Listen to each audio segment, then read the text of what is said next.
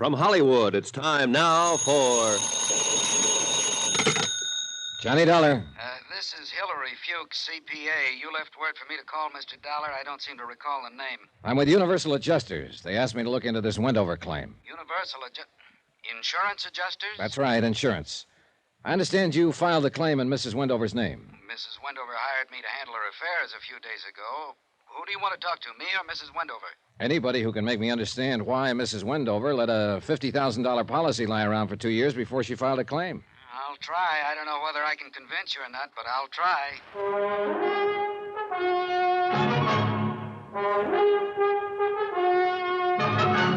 Tonight and every weekday night, Bob Bailey in the transcribed adventures of the man with the action-packed expense account, America's fabulous freelance insurance investigator. Yours truly, Johnny Dollar.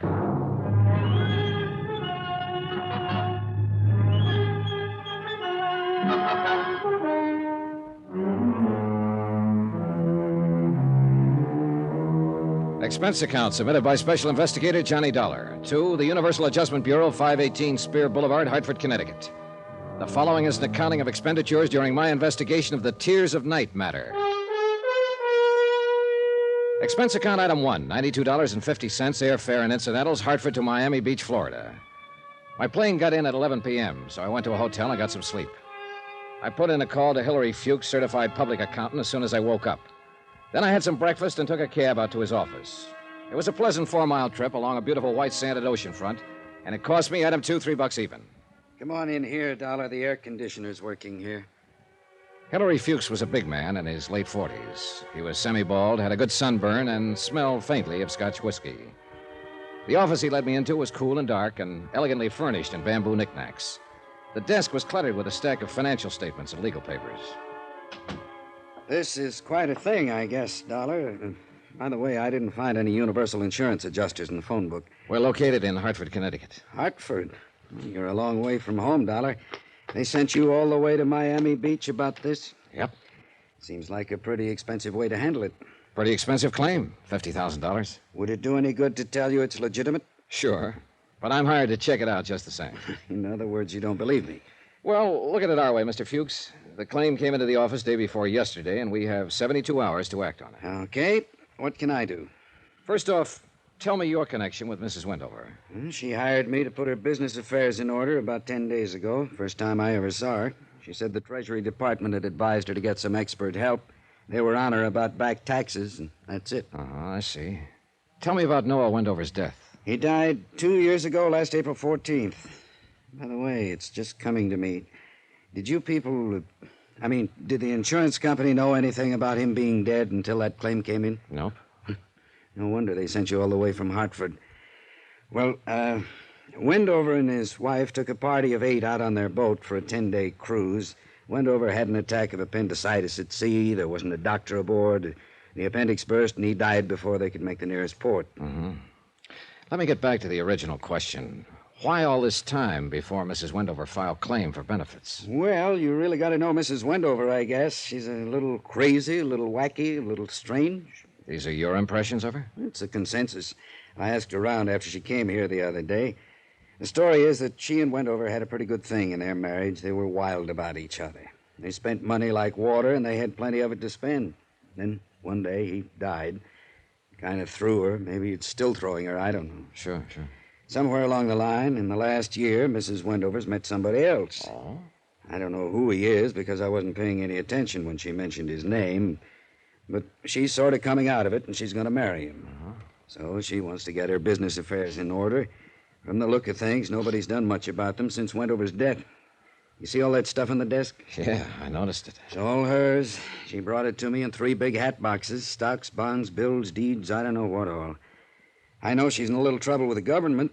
Not because she hasn't got the money to pay them, but just because she hasn't bothered with anything like that. Anyhow, one of the first things I came across was the insurance policy thrown in there with all the rest of the stuff. And look, you see these checks? Yeah. Almost $90,000 dividends on some oil stock. Doesn't even bother to open or mail or cash her checks. Well, a lot of people around the country, including your insurance company, are going to be startled when I finish straightening all this out. I sent the policy claim in as a matter of course. That's my explanation for it being 2 years late. Well, that's a pretty good explanation. Look here. She completely forgot she loaned an $8,000 automobile to a friend in Tampa 14 months ago. I asked her about it, and she said she thought she'd left it at the filling station. What? And here, the boat Wendover died on, worth $60,000. She sold it to a fisherman last year for $5,000. Yeah, I get the idea, Mr. Fuchs. Yeah. So you filed the insurance claim in her name along with a dozen other matters that should have been taken care of 2 years ago. Yeah. You play golf? No. Well, I do, and I'm tired of looking at this pile of stuff. Mind if I look at it? Well, help yourself. All yours. I'll be at the club. Do whatever you have to. By the way, what do you have to do? Verify this death certificate and the coroner's report. Well, then you'll honor the claim? I'll file my report, and it's up to the insurance company to do as they see fit. You're kind of cagey, aren't you? That's why they pay me. Mr. Fuchs. Yeah? Is there some kind of bank balance in this stuff, current? Well, you'll find it there, but I'll tell you, in cash, Mrs. Wendover's worth about $950,000. I doubt very much if she's trying to cheat the insurance company out of $50,000. You can't ever tell, though, can you, Mr. Fuchs? Nope. Can't ever tell.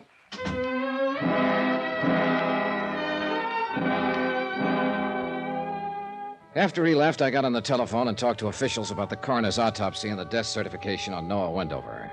They all seemed to be in order. Then I went through the papers on Fuchs' desk. They seemed to be in enough disorder to verify what he told me about Elise Wendover.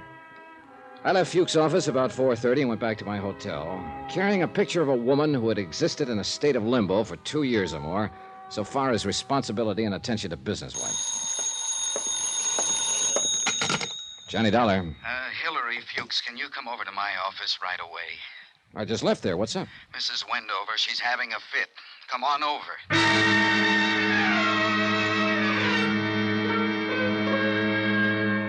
Expense account item 3, $3 more, more cab fare back to Hillary Fuchs' office. I pulled up in front at exactly 5:30 and noticed a 1956 white Cadillac convertible parked in front. For no reason at all, I took 30 seconds to peek inside. The registration told me the car belonged to Elise Blair Wendover. She had left her purse on the seat and the keys in the ignition. A mink stole was thrown carelessly over the back of the seat. Anybody could have taken the stole, the purse, the car, the whole works. Mrs. Wendover was living up to her advance notices. Come in. Fuchs looked pale and shaken. He fumbled around for a cigarette until I handed him one of mine. He lit it up and tried to get a grip on himself. Mrs. Wendover's in there. Yeah, what happened? Well, I had some papers for her to sign, and she dropped in a little while ago. Uh-huh.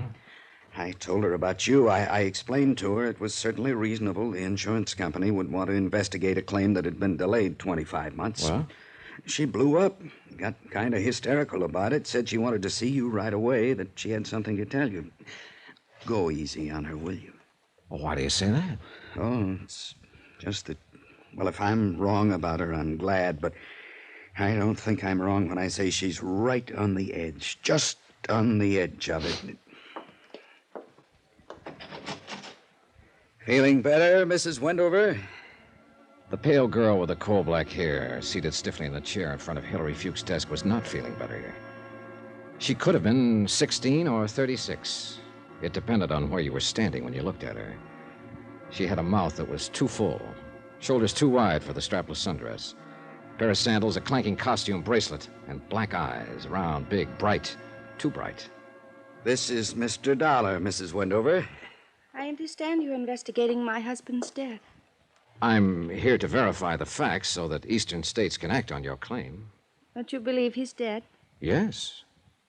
Don't you? Oh, yes. I saw him die. Yes, he's dead. How much money do you owe me? The claim is for $50,000. Will you pay it? Well, I presume it will be paid from all I've seen so far.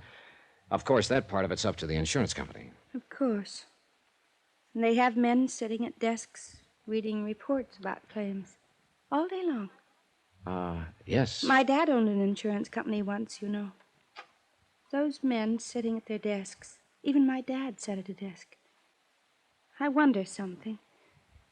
Would one of those men sitting at one of those desks write, okay, on my claim for Noah's benefits if he knew about me?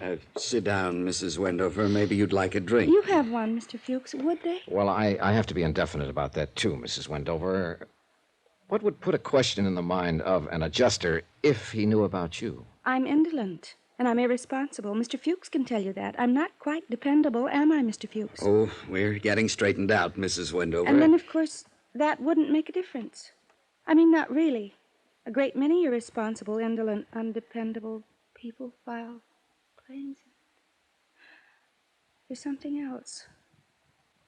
I'm a curse. Are you? Oh, yes. It's a very bad thing, a curse. People around me, people I love, just seem to die. Why do you think you're a curse? Noah died, and I loved him. And Daddy, I loved him.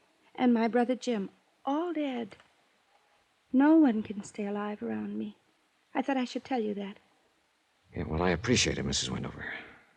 Well, then we don't have anything more to discuss. Goodbye, Mr. Dollar, Mr. Fuchs.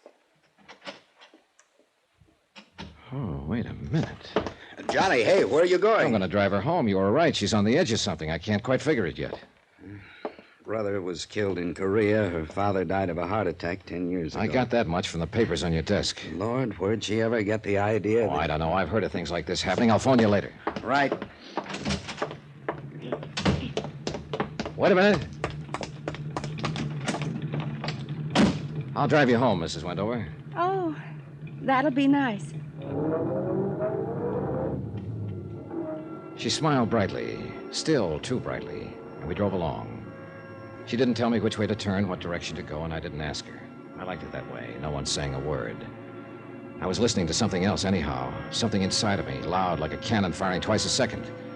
It was my heart making all the noise. Oh, it's happened a couple of times before, and it meant trouble coming up. I knew it. My heart never makes a mistake.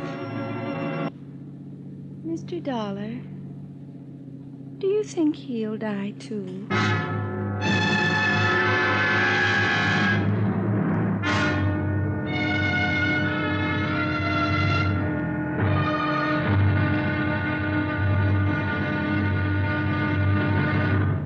Now, here's our star to tell you about tomorrow's intriguing episode of this week's story. Tomorrow, right out in the broad daylight, I have a look at the tears of night. Join us, won't you? Yours truly, Johnny Dollar.